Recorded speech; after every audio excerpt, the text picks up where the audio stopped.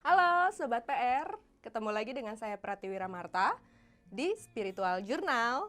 Dan episode kali ini kita akan membahas sesuatu yang jauh lebih berhubungan dengan judul kita, Spiritual Journal. Kita akan ngebahas tentang Spiritual Awakening dengan Darkness of the Soul.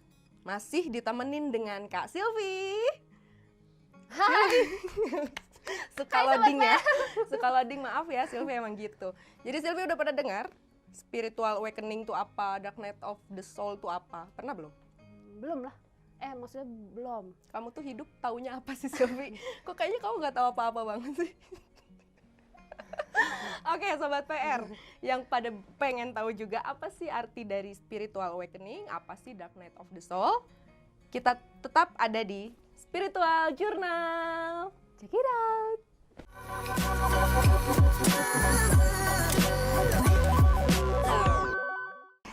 Baiklah, Sobat PR, karena pembahasan kali ini memang sangat-sangat umum sebenarnya untuk beberapa orang yang sudah tahu tentang Spiritual Awakening itu seperti apa sih. Terus Dark Night of the Soul itu apa sih kaitannya? Nah, di sini kita akan memberikan beberapa informasi terkait tentang hal itu. Ditambah lagi nih, co-host cantik kita nih nggak tahu loh. Iya, aku tuh bingung ya. Apa sih Dark Knight of the Soul? Langsung browsing langsung. Ntar dulu. Aku taunya Batman, Kak. Yang itu di Batman. Bad cover. Iya, jadi gini. Kalau misalkan di spiritual, gimana? Bentar Kak, bentar dulu. Kalau Spiritual Awakening, aku taunya awakening tuh bangun. Emang apa yang bangun, Kak? Apa yang kamu pikirin yang bangun, ya? Spiritual Awakening jelas ya, itu tentang kebangkitan spiritual seseorang, sadar akan spiritual. Itu. Kalau Dark Night of the Soul itu kaitannya adalah tentang seseorang yang sedang melalui masa-masa kelam di hidupnya. Nah, dua hal ini yang akan membawa seseorang ke perjalanan spiritual mereka. Spiritual journal deh jadinya gitu. Spiritual Journal. Kamu udah dapat browsing tadi, lihat banyak definisinya kan? Aku tuh melihat Melihat. sedikit. Baik, Ibu Silvi, brownies, melihat apa? Oh, brownies ya. Browsing. Ya. Katanya ada yang bilang spiritual awakening itu cirinya bisa melelahkan gitu. Ada pokoknya banyak deh. Terus aku jadi bingung sendiri. Jadi yang benar yang mana? Ya, oke. Gitu. Jadi apa, Kak? Apa Coba ya? klarifikasi dong.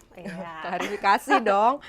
Jadi sebenarnya Sobat PR ya, Spiritual Awakening itu tidak ada yang definisi pakemnya seperti ini seperti itu, tapi pada gambaran umumnya adalah tentang perjalanan seorang manusia yang mengalami kesadaran akan spiritual, dan manusia tersebut akhirnya semakin terkoneksi dengan semesta dan Tuhan tanpa dibatasi oleh agama, ras, budaya, tradisi, dan lain-lain. Itu pure menjadi keyakinan sendiri, hal yang personal antara si orang itu dengan semesta dan Tuhan. Gimana dia jadi orang baik, gimana dia bisa membedakan baik dan tidak baik, itu yang namanya Spiritual Awakening. Pasti melelahkan. Nah, salah satu efek dari Spiritual Awakening itu adalah sangat lelah, depresi gitu. Berarti contohnya apa, Kak? Boleh sharing nggak? Contoh itu kalau Spiritual Awakening itu banyak ya. Bahkan sebenarnya aku yakin Sobat PR juga pernah ngalamin, terutama yang sudah usianya dewasa gitu ya. Pernah ngalamin situasi di mana kita tuh punya persepsi sendiri tentang kehidupan. Setelah kita mengalami yang namanya cobaan, kita mengalami sebuah ujian dalam hidup yang berat, musibah dalam hidup yang berat gitu. Setelah itu kita ada pemikiran-pemikiran baru, pola pikir baru gitu ya, yang merubah cara pandang kita dulu. Kita akan lebih terkoneksi sama semesta, kita akan lebih terkoneksi sama Tuhan, tanpa kita pengen ada batas untuk menjadi orang baik. Kita akan berubah jauh lebih baik. Kalau dalam bahasa religi mungkin ya, yang banyak dikenal mungkin kena hidayah. Taubatlah, taubat. Sudah tobat, Ibu Silvi? Oh iya, baik. Langsung ya? Taubat loh. Nggak berani kalau mau udah tobat gitu. nggak tahu lah Kak, no comment. Oke. Jadi apa? Mau komen apa lagi sekarang? Bikin emosi ya kadang-kadang ini Bu Silvi. Jadi yang tadi itu apa? Musibah ya Kak? Ya. Berarti ini ya, masa-masa kelam. Masa-masa kelam itu dark night of the soul. Biasanya dark night of the soul itu pemicu orang mengalami spiritual awakening. Apa Ada itu? macamnya nggak Kak masa-masa kelam itu? Masa kelam aja.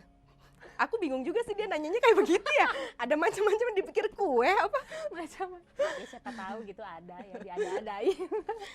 Kita ke dark night of the soul-nya dulu ya. Oke. Dark night of the soul itu adalah masa-masa kelam seorang manusia di mana dia harus melewati beberapa musibah dalam hidupnya, ujian dalam hidupnya, dan itu sangat berat. Jadi kalau menurut aku pribadi ya Sylvia, dari perjalanan aku juga spiritual journal sendiri gitu, mengambil kesimpulan bahwa manusia itu punya 4 pilar dalam hidupnya. Apa aja? Yang pertama, yang pertama itu spiritual atau keyakinan diri, ya. Yang kedua itu love. Yang ketiga kesehatan. Oke. Baru Keempat. yang keempat ekonomi atau finansial. Oh. Money. Iya. Jadi gitu. Kalau misalkan manusia salah satunya aja dimasukin sebuah pembelajaran atau ujian disebutnya ya, itu biasanya orang tuh bakal down. Dan kebanyakan dari manusia pada umumnya tidak bisa 4 pilar ini tuh berdiri tegak semuanya. Gak bisa seimbang ya Kak? Ya, udah dia spiritualnya bagus, udah gitu dia love-nya juga indah gitu. Terus ditambah dia juga secara kesehatan sangat-sangat sehat, bugar gitu ya. keuangan juga luar biasa. Kan itu banyak kayaknya terlalu contohnya. sempurna sih. Terlalu Karena di sempurna. sini nggak ada yang sempurna. Hello. Betul, yang sempurna itu hanya Allah. baiklah. Gitu. Jadi di dark night of the soul biasanya masuk di antara 4 pilar ini. Gitu, yang menyebabkannya. Jadi orang itu down sampai masuk ke masa terkelamnya dia. Bisa karena dia digoda atau dapat ujian di ekonomi, bisa di kesehatan, bisa juga di love atau di spiritual. Jadi saat salah satu ini ada yang kena, roboh gitu, pasti manusia itu mengalami dark night of the soul. Nah, saat mengalami dark night of the soul atau masa-masa kelam dalam hidupnya, di situ baru dia akan menemukan pembelajaran baru yang membuat dia lebih sadar akan spiritual. Jadi biasanya juga kan kalau orang-orang yang basicnya memang udah, semua orang sebenarnya basicnya baik, biasanya akan membawa yang namanya pembelajaran atau ujian gitu, dia akan membawa itu sebagai sesuatu yang bisa nge-upgrade dirinya dia. Merubah sudut pandangnya dari yang dulunya mungkin terlalu sempit jadi lebih open minded, kayak gitu. Kalau misalkan ada nggak yang terjerumus terus sampai dalam, biasanya kalau pilar lebih dari satu yang roboh, itu kayak dia udah nggak tahu harus apa-apa, jadi hanya tinggal spiritual aja, cuman punya keyakinan, mentok yang lainnya, ekonominya udah hancur, kesehatannya terganggu, love-nya dia juga nggak ada, akhirnya dia cuma punya spiritual. Satu ini yang bisa nyelamatin. Nah di sini biasanya baru manusia tuh udah kena mentok ke segala cobaan, dia udah nggak tahu lagi harus kayak gimana, biasanya berpasrah, mulai mau terkoneksi dengan Tuhan lebih baik, mau lebih terkoneksi sama semesta lebih baik, lebih yakin lagi kalau ada saat kita sudah merasa power kita sudah maksimal dikeluarkan dalam sebuah ujian gitu, kita akhirnya akan percaya kalau kita sudah keluarin maksimal, ternyata masih belum ada perbaikan, itu tuh nanti ada yang membantu, power dari Tuhan, power dari semesta. Setelah mengalami itu, baru keyakinan spiritualnya tambah tinggi. Bangun ya. Di situ dia bangun. Baru di situ percaya, oh iya, keagungan Tuhan gitu. Oh, iya. Kamu pernah ngerasain itu? Kayaknya kamu lurus aja gitu, kayak TV ya, kayak lurus aja gitu, flat gitu. Aku nggak ngerti sih maksudnya gimana, bangun apa ya. Aduh, coba bayangin ya, saya udah cuap-cuap Sobat PR, tapi dia masih saya belum mengerti. Tapi Kak, berarti kalau misalnya kita, ciri-ciri orang yang bangkit secara spiritual itu, apakah harus punya masalah dulu, yang tadi musibah dulu? Kayak misalnya kan suka ada nih Sobat PR yang kita harus kecopetan dulu baru kita sholat gitu. Kayak gitu ya Kak? Harus jadi copet, ketangkep dulu baru sholat dulu, gitu. baru pakai kerudung gitu misalnya. Itu emang harus gitu atau gimana Kak? Nggak harus, kan itu perjalanan setiap orang, beda-beda ceritanya, beda-beda juga kita bawa karmic cycle-nya, masuk lagi tuh. Kalau kita bahas di spiritual Sobat PR, kita juga kenal sama yang namanya karmic cycle atau siklus karma. Hukum karma. Jadi ada karma baik, karma buruk gitu kan. Tergantung dari orang itu membawanya. Dia dari lahir sudah ada catatannya nih, kamu harus bayar segini gitu kan. Jadi beda-beda tiap orang. Ada yang mereka tidak perlu ngalamin kesusahan seperti itu atau ujian yang terlalu besar. Mereka memang sudah spiritualnya udah bagus aja dari awal. Spiritual awakening ini sekarang yang lagi kita bahas ini sebenarnya kita bahas hanya teorinya. Tapi sebenarnya manusia dan Sobat PR di rumah juga pasti pernah ngalamin itu. Pernah ngalamin masa-masa sulit dan akhirnya mampu untuk melewatinya. Setelah itu punya sudut pandang baru. Kita jadi punya attitude lebih bagus, kita punya cara berpikir lebih bagus. Semakin sering, semakin kita menggali tentang spiritual kita, tentang kehidupan, kita berfilosofi tentang kehidupan. Biasanya kita akan berkembang menjadi orang yang nggak pernah ngejudge orang. Karena kita percaya setiap orang tuh punya jalannya. Kadang kalau kita sebagai mata manusia ngelihat perjalanan orang kok gitu ya, kok harus dia jadi seorang copet, kok dia harus jadi seorang koruptor, kok dia harus jadi pelakor, kan kayak gitu. Pembinor. Pelakornya kok kesini ya melihatnya? Kamu bukan bibit ya kan? Bukan. Amit-amit. Belum punya ini kok. Oh belum. Iya, makanya banyak-banyak belajar ya biar cepat. Harus awakening dulu berarti. Iya, awakening. Bangun. Harus bangun ya Allah. Bangun. Iya, bangun gitu. Jadi kayak gitu. Kalau misalkan ada seseorang yang dia memang udah basicnya menjalani semuanya itu dari awal memang sudah baik. Dia udah bisa ngebedain mana baik, mana tidak. Dia sudah dewasa secara jiwa. Kalau aku nyebutnya kayak gitu. Makanya aku jarang melihat seseorang itu dari usia. Karena usia itu kan angka. Iya. Tapi kedewasaan itu pola pikir. Pola pikir terbentuk dari experience, dari pengalaman seseorang. Dan di spiritual, Sobat PR, aku kasih informasi kalau dalam spiritual, kita percaya dengan adanya past life. Kehidupan masa lalu kita nggak hidup sekali gitu di sini. Baru sekarang lahir udah. Tapi kita punya past life, di mana past life kita inilah yang membuat setiap manusia itu beda-beda kedewasaannya. Ada anak kecil, tapi kok kayaknya dewasa banget. Ada orang yang udah dewasa, tapi kok kayak anak kecil. Gitu. Seperti itu. Jadi kebangkitan spiritual seseorang tidak harus memang dengan ujian yang besar baru orang mau berubah. Tapi sebagian besar seperti itu. Jadi dia kena dulu sesuatu yang membuat dia ke drag down ke alam yang begitu gelap gitu. Sampai nggak bisa melihat di mana ada harapan, di mana ada keyakinan. Dan akhirnya dia harus mau tidak mau berjuang dengan dirinya sendiri. Dia akhirnya mengerti, oh ya ternyata hidup tuh gimana kitanya, gimana kita bisa menyatu dengan semesta, gimana kita bisa percaya sama Tuhan. Tapi tidak dibatas-batasi. Oke.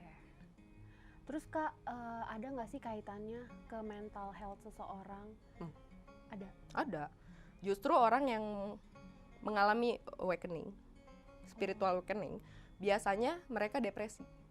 Karena mereka itu kena dulu dark night of the soul-nya, kena dulu ke masa kelam, banyak dulu cobaan, banyak ujian, pokoknya hidupnya tuh kayaknya apes terus. Kok kayak gini banget sih nasib saya, biasanya menyalahkan nasib ya. Kok nasib saya kayak gini banget sih, di sini saya gagal, di situ saya gagal, di sini berantakan, di sana berantakan.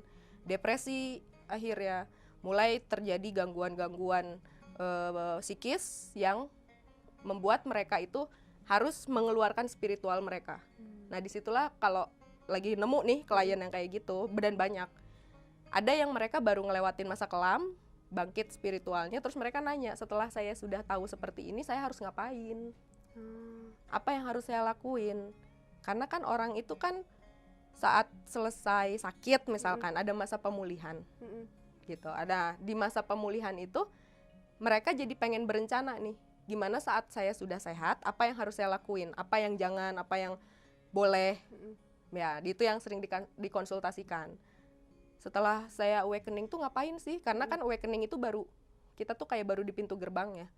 Nanti masuk ke situ banyak hal lagi yang harus kita pelajari.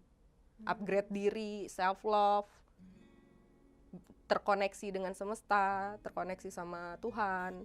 Itu semuanya yang akan nge-boost kita saat kita menjalani hidup itu jadi orang yang lebih baik.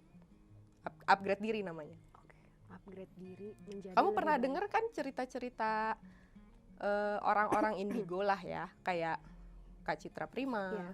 Kak Sarah, atau mungkin Kak Risa. Itu juga kan mereka ngalamin itu dari kecil. Mereka punya sahabat, Oh, imajinasi iya. gitu ya. Mereka punya perjalanan dan itu kan nggak mudah perjalanannya.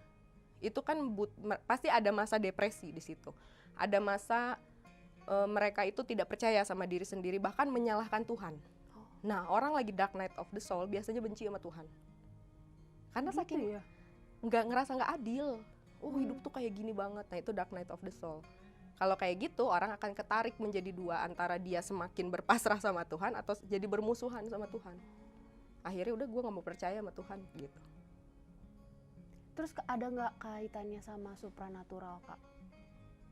Tergantung orangnya. Kalau yang tadi aku kasih contoh, Kak Sarah, Kak Risa, yang kayak gitu, yang indigo-indigo, biasanya itu terkait banget sama supranatural.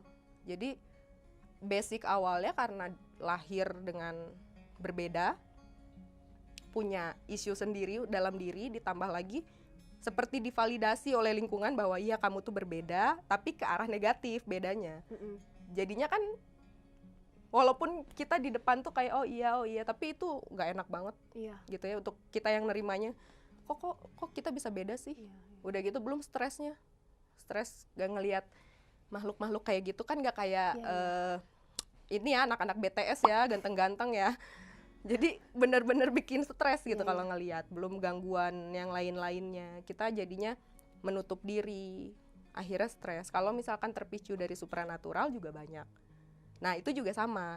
Kayak kemarin kan kayak udah dibahas waktu sebelumnya, saat terjadi mental health issue itulah orang sedang dark night of the soul, diselamatkan bisa dengan konsultasi, terapi. Akhirnya kita akan terapi dengan spiritual. Dan terapi spiritual tuh kayak gimana sih?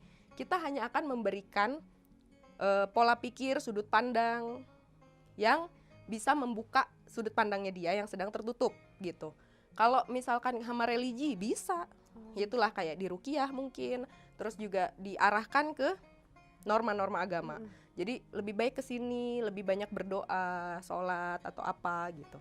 Itu bisa. Mau diarahkan ke medis ya bisa. Oh, bisa. Bisa. Bawa ke psikiater.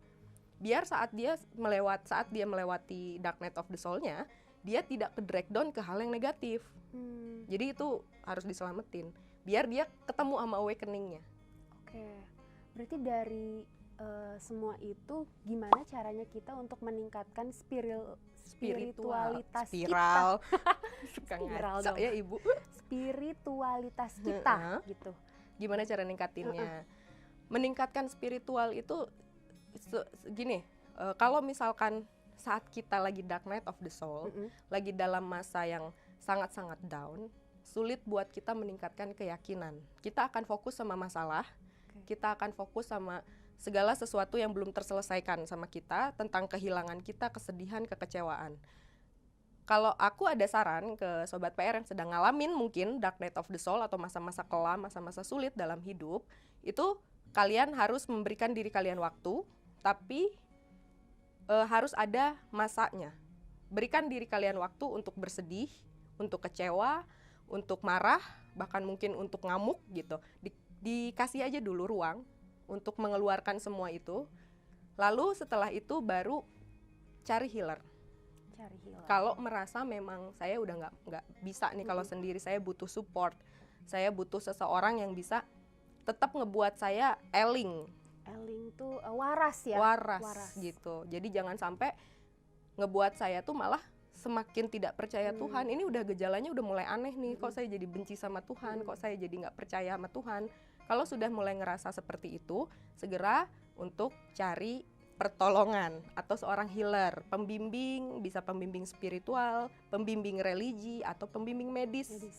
Jadi semuanya bisa dilakukan. Yang penting kalau sudah dengar nih ada informasi seperti itu, setidaknya untuk tindakan awal yang harus kita lakukan, kita sudah tahu, informasinya sudah ada, jadi waktu kadang kita jadi otomatis gitu loh, ini kok kayaknya gejalanya udah terlalu berlebihan nih saya gitu. Ini kayaknya saya butuh seseorang, dan jangan denial, jangan bingung, aduh saya harus kemana ya. Jangan bingung, karena banyak sekarang kan. Cuman kan masih belum umum orang tuh ke psikiater, psikolog gitu. Mereka lebih umum kalau ngerasain sakit fisik, kata aku juga. Ya, orang kalau udah sakit fisik udah jelas ke dokter karena itu udah hal yang umum. Tapi kalau sakitnya psikis mereka bingung biasanya kemana. Kadang juga dan kurang nggak menyadari juga dan kayak malu nggak gitu. Iya, karena kan ya disebut gangguan mental tuh kan kesannya kayak gila ya, padahal nggak kayak gitu. Sakit gangguan mental itu kalau di fisik sama dengan batuk, flu, pilek. Jadi ya sama aja harus diobatin, nggak bukan kan kita juga ada tingkatannya ya, bukan yang langsung gila, langsung kayak gimana. Jadi justru begitu itu kita supaya nggak gila. Iya, jangan sampai ke taraf situ. Kita berobat gitu. Orang yang kalau misalkan kena dark night of the soul, tapi dia saat awakening, dia nggak nemuin awakening, itu bisa ya gitu, betul-betul hilang kewarasannya. Oke. Ngeri soalnya kalau udah mental health nggak segera disembuhkan. Jadi kayak udah gejala tuh kita seenggaknya sharing lah sama siapa. Kalau misalkan mikir, ya kan gampang ngomong kayak gitu ke psikiater, ke konsultan, itu kan mahal bayar gitu. Iya, cari ke teman yang dipercaya ya Kak. Cari ke teman, atau mungkin bisa ke jalur religi, coba konsultasi atau ngobrol sama ahli agama yang setidaknya mencari ketenangan jiwa kita. Karena itu yang dibutuhin tuh. Kita butuh seseorang, mau itu siapapun, yang pasti dia berkompetensi atau memiliki sesuatu dalam dirinya yang bisa nge-up. Jadi kalau misalkan kamu lagi dalam kondisi begitu, kamu nggak mungkin dong cerita misalkan ada tukang batagor lewat kamu cerita, kan nggak mungkin dong. Ya. Kamu pasti juga kalaupun punya teman, kamu pasti mikir kan, siapa ya gitu, yang kira-kira kamu bisa ngerasain nih. Nah di situ intuisi kamu dipakai, intuisi yang kira-kira teman yang kita dewasa, pilih ya? Iya, yang dewasa. Terus kalau aku cerita dia nggak ada judgement ke kita, nggak nambahin beban kita. Nah itu yang dipilih. Jadi milih teman cerita juga nggak bisa asal comot, ya? Iya. Gitu Sobat PR, pilihlah teman yang bisa mendengarkan kamu. Kayaknya Mbak Silvi ada yang suka mendengarkan nggak ke Mbak Silvi? Gak ada sih. Oh iya sih, gemesin soalnya emang. Lebih ke, ini orang kenapa ya gitu. Kayaknya flat gitu hidupnya ya. Flat, ya gimana. Hanya berkedip, bernapas, berkedip. Oke Silvi, gimana? Ada yang pengen ditanyain lagi? Ada. Apa?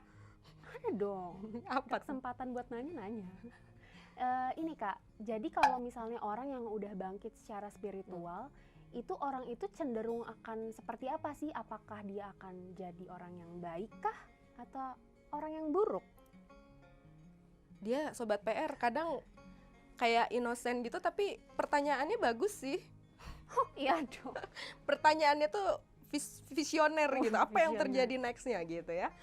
Jadi gini Sobat PR, kalau misalkan kita setelah mengalami sebuah ujian, terus kita bisa melewatinya dengan sangat baik, kita akhirnya melakukan sebuah kesadaran spiritual atau spiritual awakening, kita di situ hanya baru mulai di pintu gerbangnya. Setelah itu kita akan disuruh pilih. Ada pilihan lagi.